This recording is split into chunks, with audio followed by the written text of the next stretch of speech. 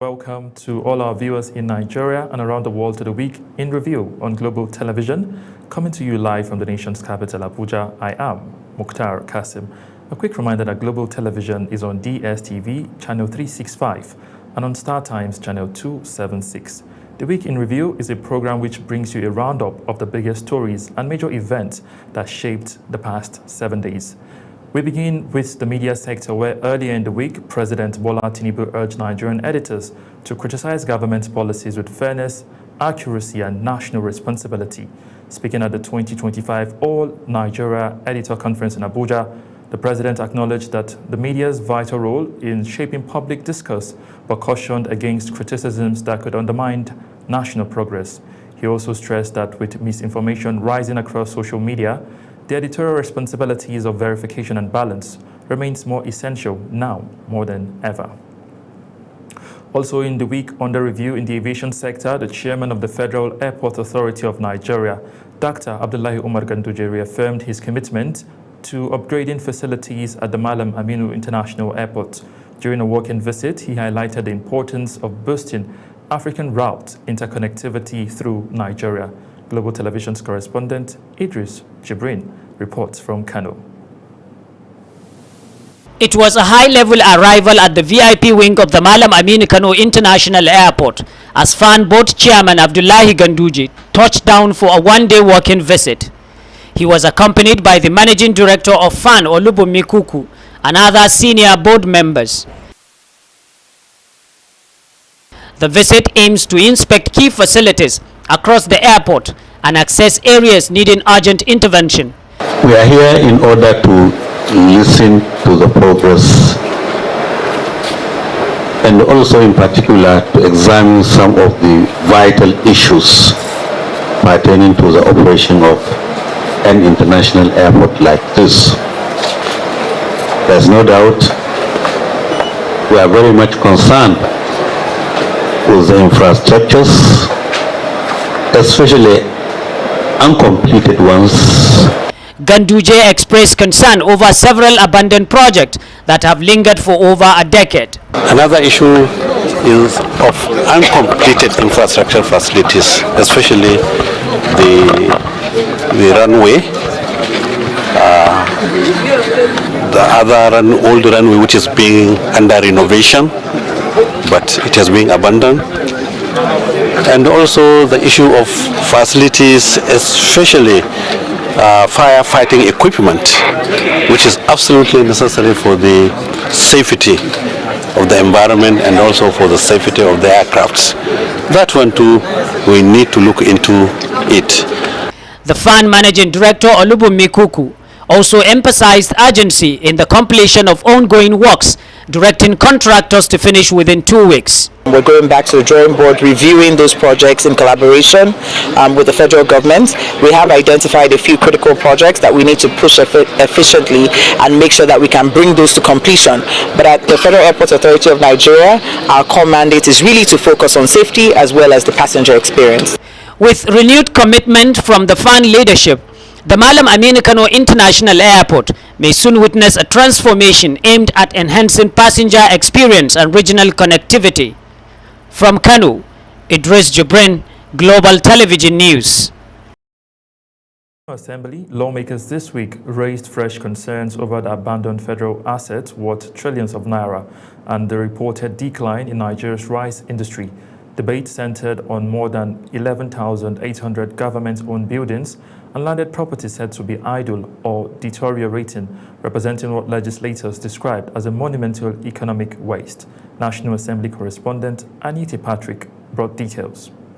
The motion, sponsored by Minority Leader Kingsley Chinda, pointed to a report by the Nigerian Institute of Quality Surveyors, which found that nearly 63% of federal building projects initiated since independence remain incomplete or deserted. Among the abandoned projects cited are the Federal Secretariat in Ikoyi, the Millennium Tower and National Library in Abuja, and the Cardinal Textile Building, among others. The House is most humbly urged to set up a special ad hoc committee of the House to review the PIC report conducted in year 2000, as well as verify reports of other properties abandoned since year 2000 in order to identify the state of these properties and report infractions, determine and make recommendations for final resolution. Lawmakers blame bureaucratic delays and lack of transparency, noting that a committee set up in 2000 to account for government properties has yet to submit its report 25 years later. After debate, the House resolved to set up a special ad hoc committee to verify the status of the properties and review the 2000 Presidential Implementation Committee reports within 6 weeks. In another motion, the House also turned its attention to the collapse of local rice farming and milling, warning that recent import waivers and smuggling are threatening food security and livelihoods. Mohammed Jajere, who sponsored the motion, said the 180-day duty waiver for imported rice has crippled demand for locally produced brands, forcing many mills to shut down. He added that inconsistent policies have discouraged farmers and reversed the gains made under previous administrations. That frequent changes in government policies have disrupted the agricultural production value chain, making it challenging for farmers to plan for the future. Concerned that if this is not addressed appropriately, the country may be losing billions of naira due to the closure of most of these rice mills. The House has directed its Committee on Agricultural Production and Services to investigate the matter and report back within 4 weeks. As the probe commences, Nigerians will be watching to see whether these investigations finally translate into accountability and revival of key national assets. From the National Assembly, Anita Patrick reporting for Global TV News. Nigeria's primary healthcare system also featured predominantly during the week under review as the federal government reiterated its commitment to reducing the country's disease burden. This assurance came at the 6th Annual Legislative Summit on Health held in Abuja. Health correspondent Zara Unasir has the details. Stakeholders across Nigeria's health sector converged in Abuja to chart a new course for revitalizing the country's primary healthcare system, a key step toward achieving universal health coverage. Delivering the keynote address, Dr. Kabiru Atta expressed concern that only 4% of primary healthcare workers are fully active, as many Nigerians continue to bypass local facilities. He emphasized the need to make primary health centers the first point of medical contact, especially during emergencies. I realized that the woman with fistula requires several services. She requires social rehabilitation, medical rehabilitation, and then back to the community, nutrition services, physiotherapy services. But at no point in time could you know where that woman was and what services she needed. And that's why we decided to work with the Federal Ministry of Health to set up what we call a fistula tracker system. Also speaking, Chika Ofo of the Vaccine Network for Disease Control disclosed that only 25% of vaccination funds for 2024 were released, a shortfall. She undermines the delivery of essential health services. So for Nigeria, in my experience, I've come to realize that to budget is very easy. So if you say you want to budget that vaccines funding or health funding should be 1 trillion, very easy. The funding. The problem is in the release. Participants at the summit called for increased funding, improved staffing, and stronger legislative backing to reposition Nigeria's primary health care system as the foundation of effective health delivery. Experts say Nigeria's journey toward a healthier population depends on sustained investment and political will to make primary health care accessible and reliable for all citizens. Zahra Nasr, reporting for Global TV News.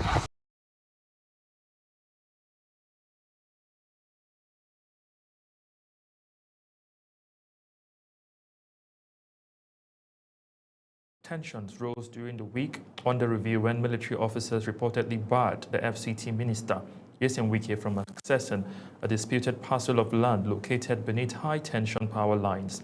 The confrontation followed an earlier attempt by development control officials to demolish structures on the site, but were stopped by soldiers stationed there. Kabir Hassan has the details.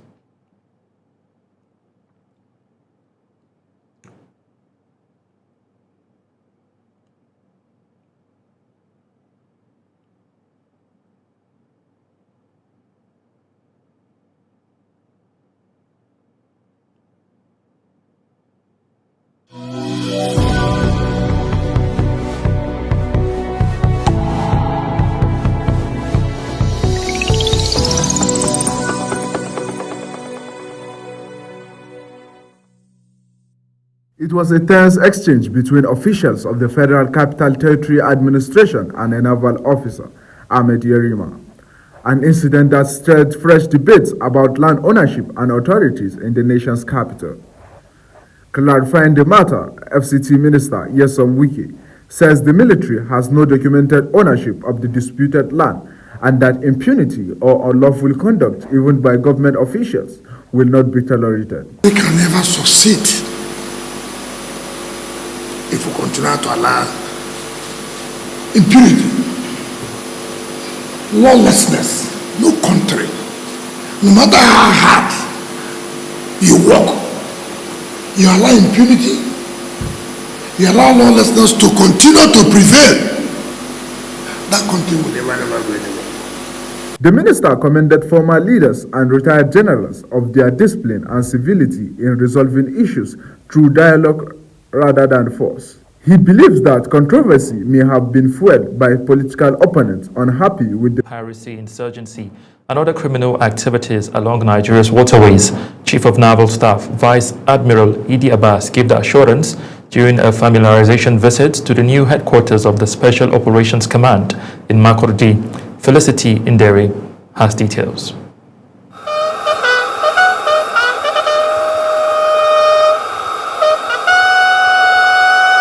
The Chief of Naval Staff, Vice Admiral Idi Abbas, was received at the flight line of the Tactical Air Command, Makurdi, by Benue State Deputy Governor Dr. Sam Ode and heads of security formations.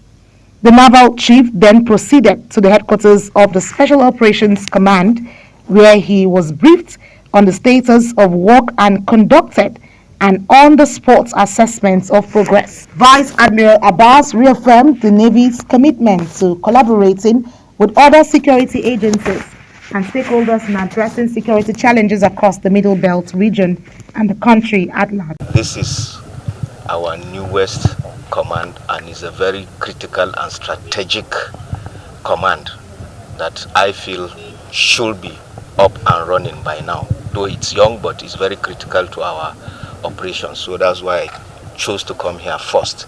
But I believe whatever we're doing is supposed to be a whole of society approach. As you can see, I have my other colleagues from other services and security agencies. As you are aware, I think our production has increased, so we want to take that higher, the number of barrels that have been produced to a higher number, and I think with the use of this technology we can achieve that.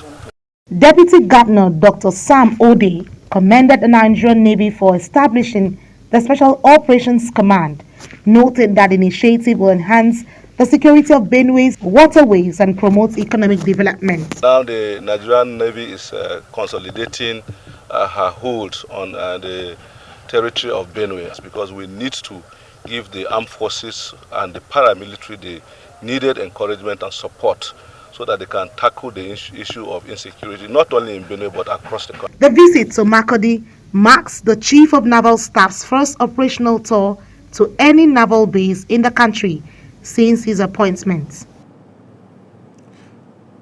Let's now head to Imo State, where Governor Hope Uzodinma in the week under review restated his commitment to securing constitutional roles for traditional rulers in Nigeria's governance structure.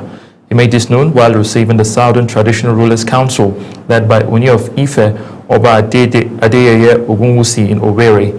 Our correspondent, Amarachi Ibe, reports. Governor Uzodinma said, traditional rulers play a vital role in sustaining peace and moral values at the grassroots, noting that their inclusion in the constitution will further strengthen national unity. I also want to thank you for the support you've given the government of President Bola Ahmed Tinubu since he came into office. Also recognizing that their traditional lessons very important and essential for the welfare of the political class. So I will act as a bridge between the political class and you, the royal fathers. He reaffirmed that the process of ensuring constitutional recognition for traditional rulers is ongoing and will soon achieve the desired outcome. As you go about your meetings, count on our support, not only as Imo State Governor, but on behalf of other governors, my brother governors from the South. Responding, the Ooni of Ife, Oba Adeyeye Ogunwusi, commended the governor's leadership and assured that traditional institutions will continue to support government policies that promote peace and development. We now have a message to our president. We will continue to pray for him, and that's why we are here. On this note, since you are our coordinator, we want to extend a courtesy visit to him for us to reassure him of all the necessary steps we've been taking and how to continue to bridge the gap between the people-centric initiative that he's doing, because we are closer to our people, and also to continue to rub minds with him. The visit by the Southern Traditional Rulers Council highlights the strengthening partnership between traditional institutions and government in advancing national unity and development.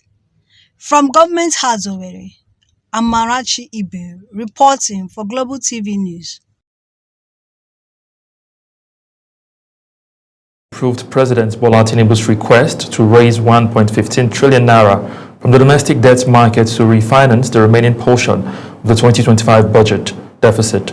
The approval followed the adoption of a report by Senate Committee on Local and Foreign Debts. Topsy Gimba has the details.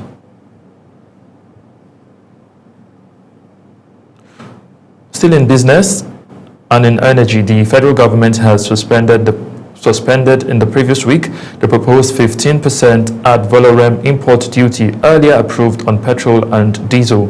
The Nigerian Midstream and Petroleum Downstream Regulatory Authority announced the suspension, assuring that the policy was no longer under consideration.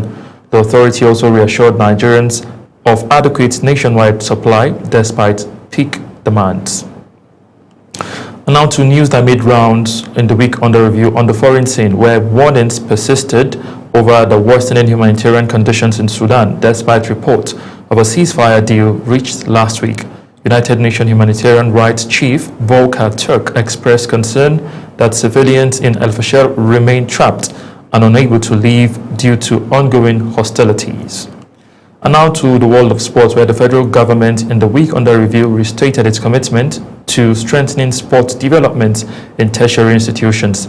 This was reinforced at the 27th Nigeria University Games, NUGA 2025, at the University of Jos. Global Television sports correspondent Samuel Odi brought us details.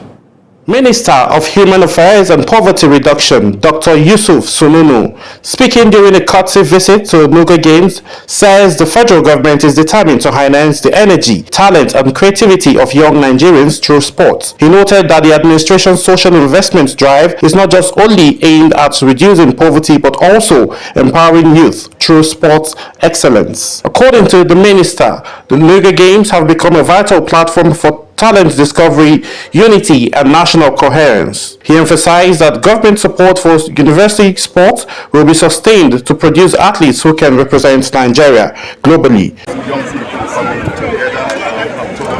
90 universities are participating in the Builder Games this year, and that is kudos to University of Jos. I believe that. On the field of play, Delta State University men's football team fell short to Ekiti State University as they defeated them 1-0. While in basketball, Bayero University Kano dominated Ibrahim Babangida University, winning 55-11 in a thrilling encounter.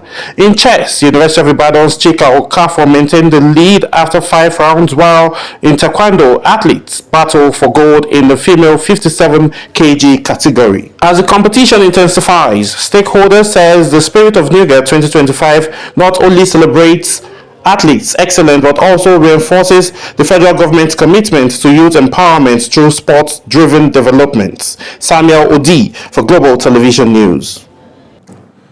And that's the Week in Review for this edition, a roundup of the major stories, decisions and events that shaped the past 7 days across Nigeria and beyond. Thank you for staying with us here on Global Television. I am Mukhtar Kasim, wishing you a productive week ahead.